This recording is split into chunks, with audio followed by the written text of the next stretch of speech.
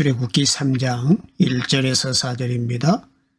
모세가 그의 장인 미디안 제사장 이드로의 양떼를 치더니 그 떼를 광야 서쪽으로 인도하여 하나님의 산 호렙에 이르매 여호와의 사자가 들기나무 가운데로부터 나오는 불꽃 안에서 그에게 나타나시니라.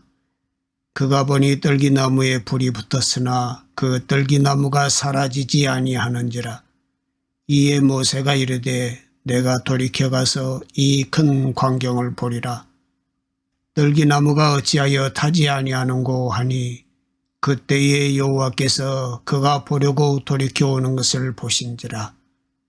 하나님이 들기나무 가운데서 그를 불러 이르시되 모세야 모세야 하시매 그가 이르되 내가 여기 있나이다. 아멘.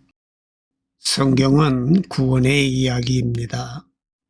그 중에서도 출애굽기는 하나님의 구원 이야기가 잘 표현되어 있는 책이지요. 출애굽기 전반부에는 히브리 민족의 고난사가 기록되어 있습니다. 2장 23절에 보면 당시의 상황이 어떠했는가 하는 내용이 기록이 되어 있지요. 여러 해 후에 애굽 왕은 죽었고 이스라엘 자손은 고된 노동으로 말미암아 탄식하며 부르짖으니 그 고된 노동으로 말미암아 부르짖는 소리가 하나님께 상달된지라 이렇게 기록하고 있습니다.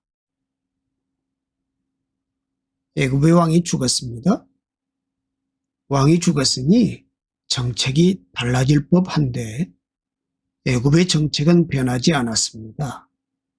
그리고 히브리 민족은 애굽에서 고난을 계속 겪어야만 했습니다. 하나님께서는 히브리 민족의 부르짖는 소리에 반응하시지요. 하나님께서는 하나님의 백성의 부르짖는 소리를 들으신다는 얘기입니다. 하나님의 백성이 고통당하는 것을 외면하시지 않습니다. 하나님은 역사의 바깥에 계시지 않고 하나님의 백성이 겪는 고통에 깊이 관여하십니다. 2장 24절 말씀에 하나님이 그들의 고통 소리를 들으시고 하나님이 아브람과 이삭과 야곱에게 세운 그의 언약을 기억하사 그랬어요. 하나님께서는 하나님의 백성의 고통 소리를 들으신다는 얘기입니다. 고통 소리를 들으신다는 것은 돌보신다는 뜻이지요. 아기 엄마는 아기의 울음을 금방 알아채지요. 아기가 신음할 때 아기 엄마는 아기의 신음을 금방 알아듣습니다. 그리고 가장 먼저 반응을 하지요. 이와 마찬가지로 하나님께서는 하나님의 백성이 고통당할 때 민감하게 반응하십니다. 우리가 눕고 일어나는 것을 아신다. 시편은 이렇게 기록하고 있어요. 2장 25절에 보면 하나님이 이스라엘 자손을 돌보셨고 하나님이 그들을 기억하셨다 그랬습니다. 하나님께서 이스라엘 자손을 기억하셨다는 것이 중요합니다. 창세기 8장 1절에 보면 하나님이 노아와 그와 함께 방주에 있는 모든 들짐승과 가축을 기억하사 하나님이 바람을 땅 위에 불게 하시매 물이 줄어들었고 이렇게 기록했습니다. 하나님께서는 노아를 기억하셨고 노아와 함께 방주에 있는 모든 들짐승과 가축을 기억하셨다 그랬어요. 성경에 보면 하나님께서 기억하셨다라는 표현이 여러 번 나옵니다.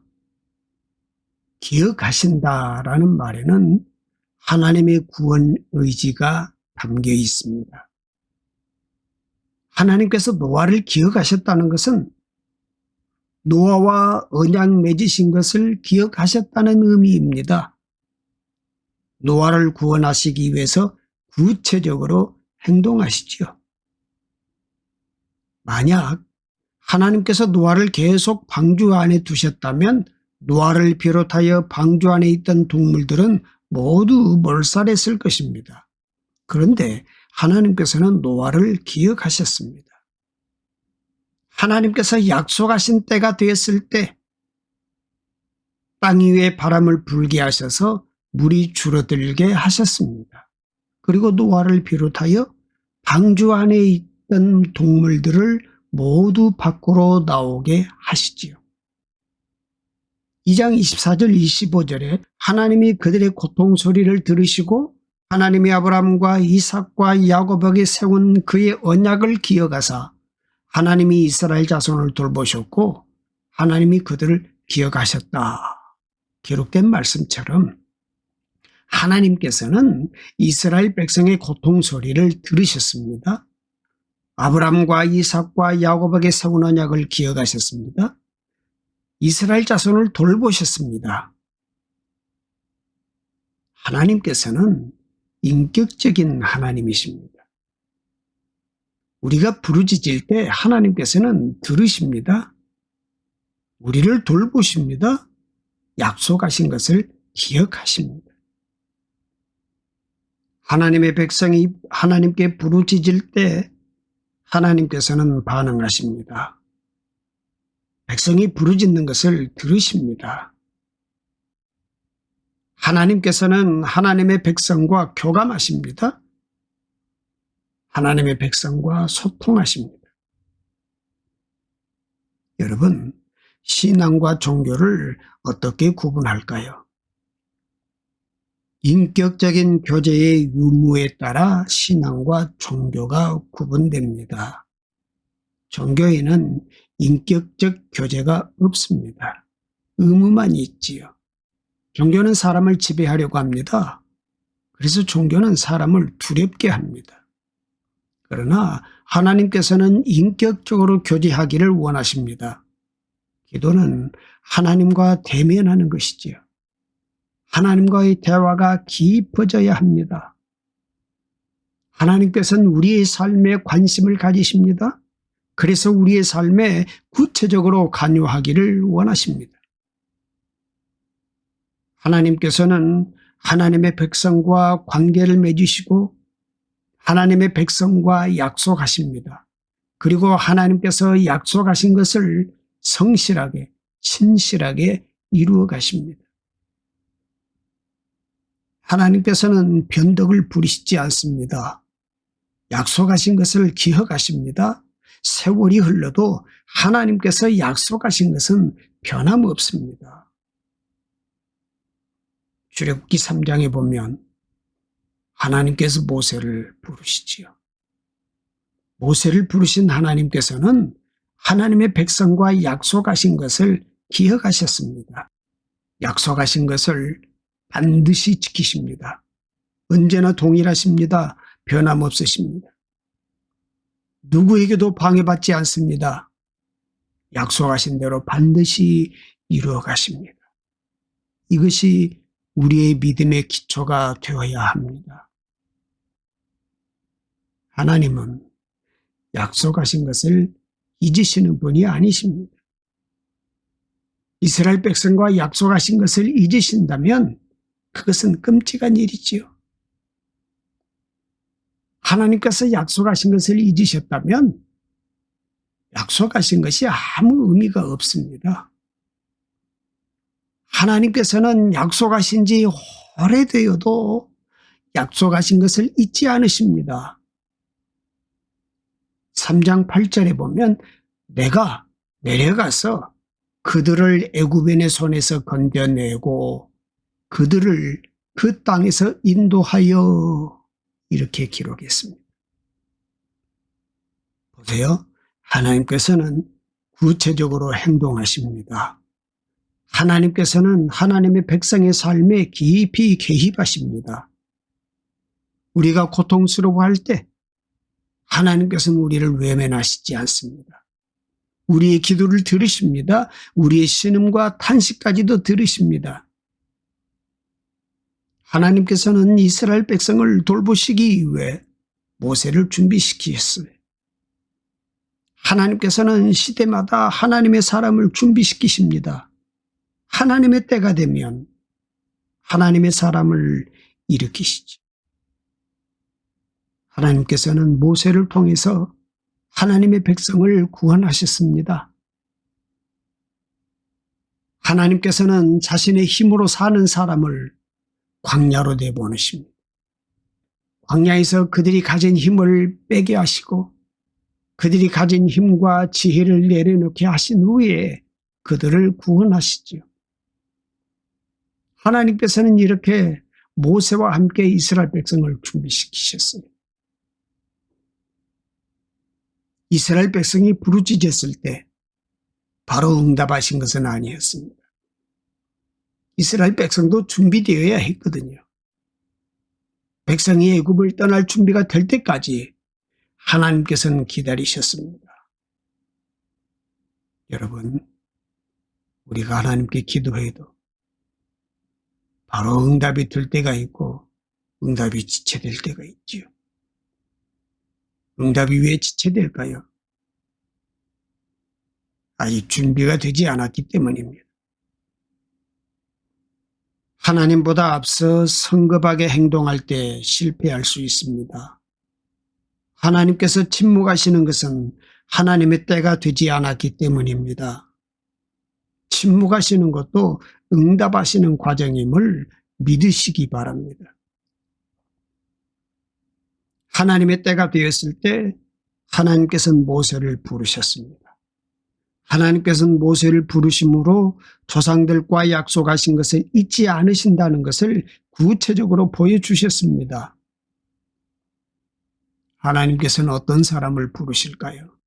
3장 1절 2절에 보면 모세가 그의 장인 미디안 제사장 이드로의 양떼를 치더니 그 떼를 광야 서쪽으로 인도하여 하나님의 산 호렙에 이르매 여호와의 사자가 떨기나무 가운데로부터 나오는 불꽃 안에서 그에게 나타나시니라 그랬습니다.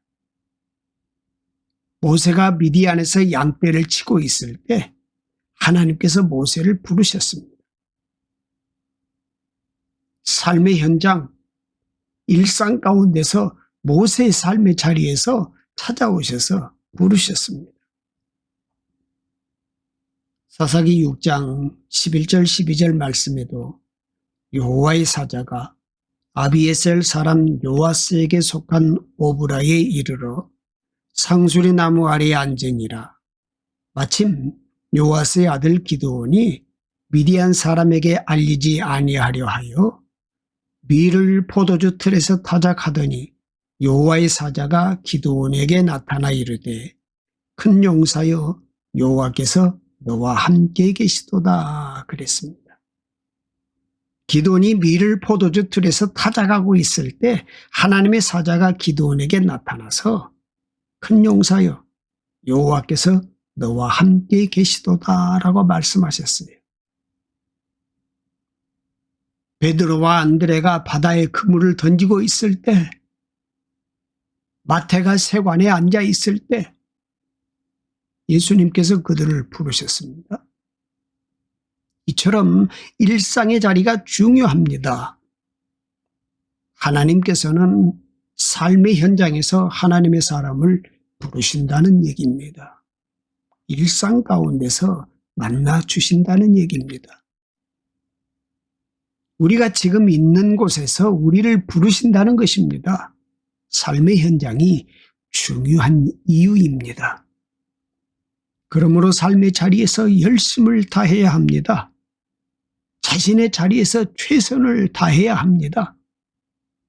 평범한 일상 가운데 하나님께서 찾아오시면 평범한 일상 가운데서 사건이 발생합니다.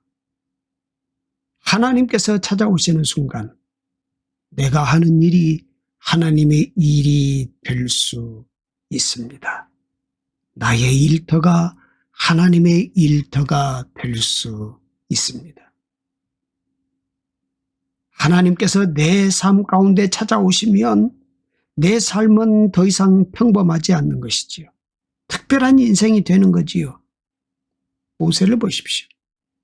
하나님을 만나기 전 그는 어떤 애굽 사람이 히브리 사람을 치는 것을 보고 애굽 사람을 쳐 죽였습니다. 바로가 이 일을 듣고 모세를 죽이고자 했을 때 모세는 바로의 낯을 피하여 미디안 땅으로 갔습니다.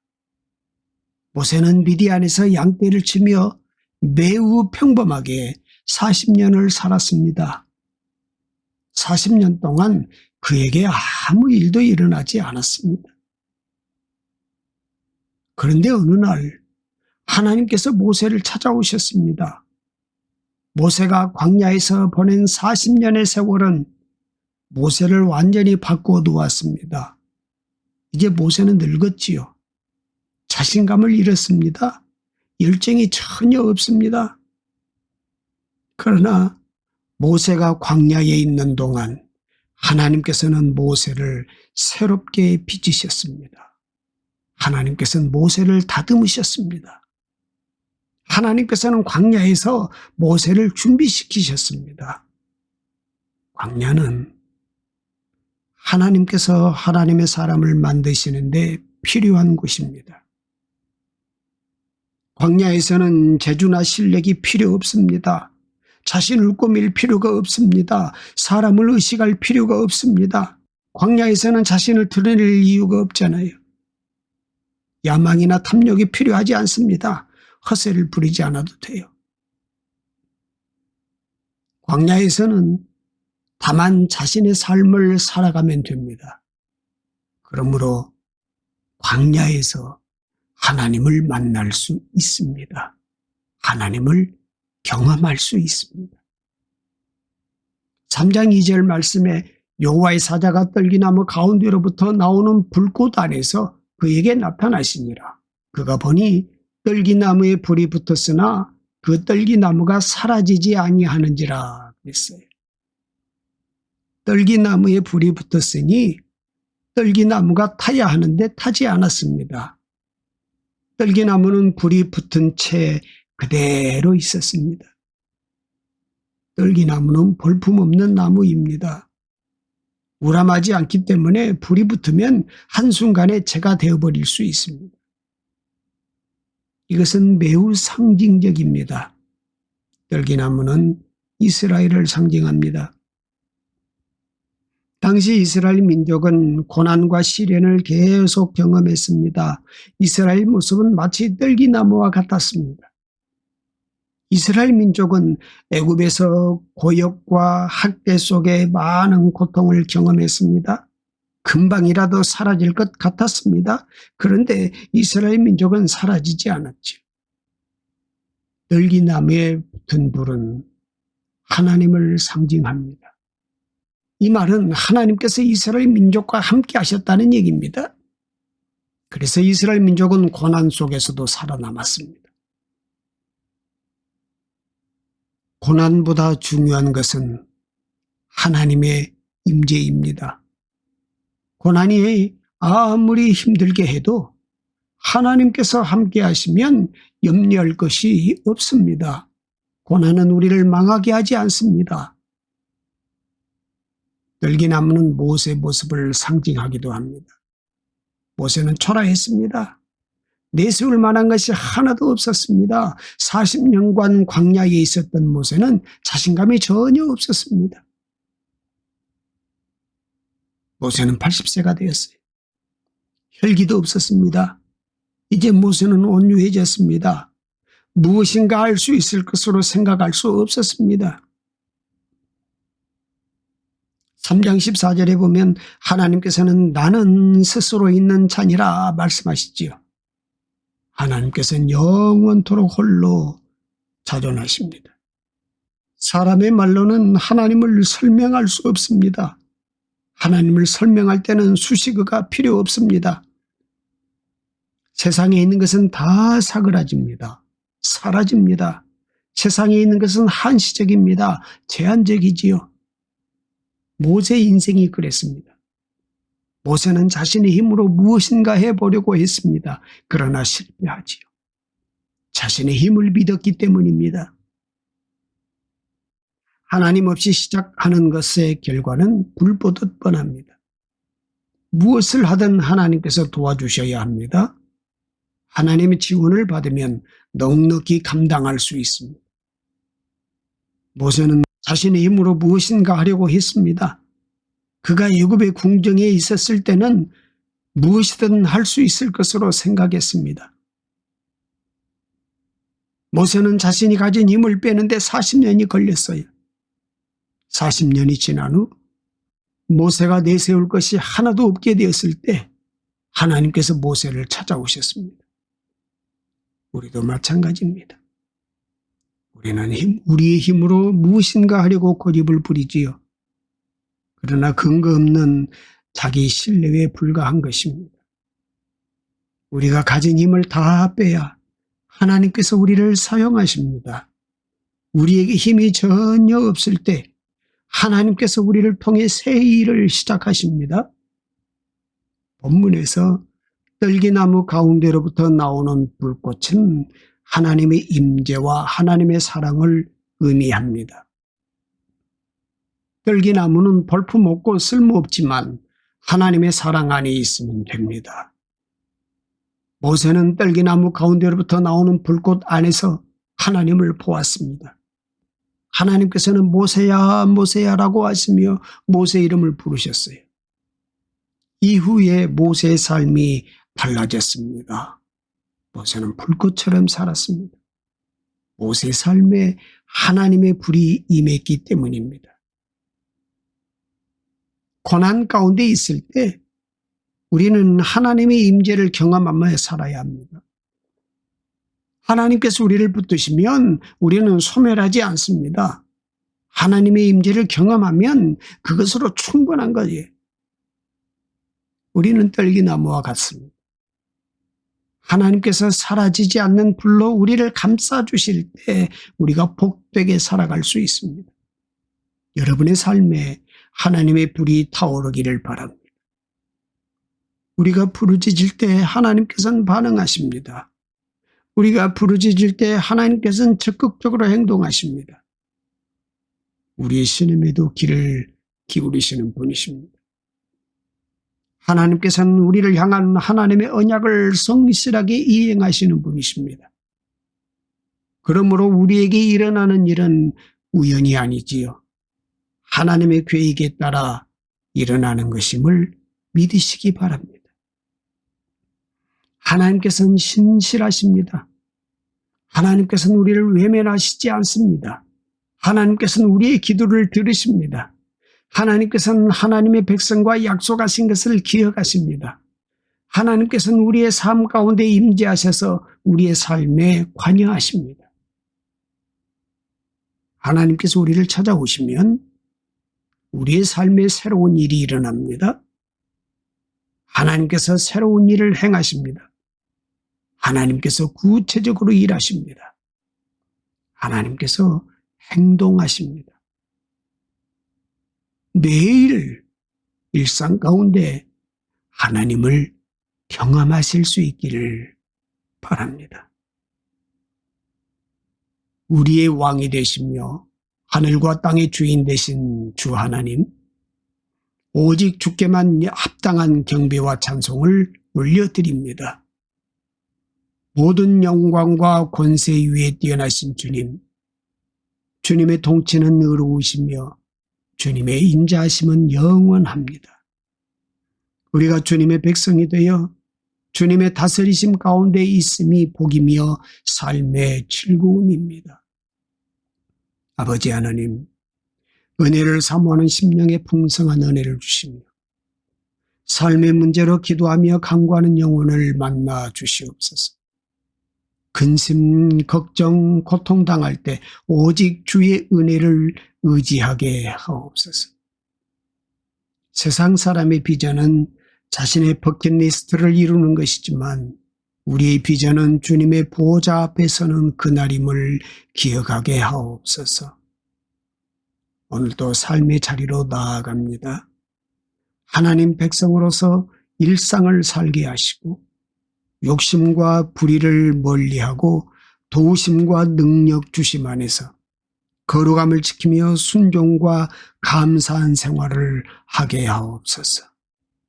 우리가 머무는 그곳이 누군가의 마음을 위로할 수 있게 하옵소서. 모든 이름 위에 뛰어나신 예수 그리스도의 이름으로 기도드립니다. 아멘.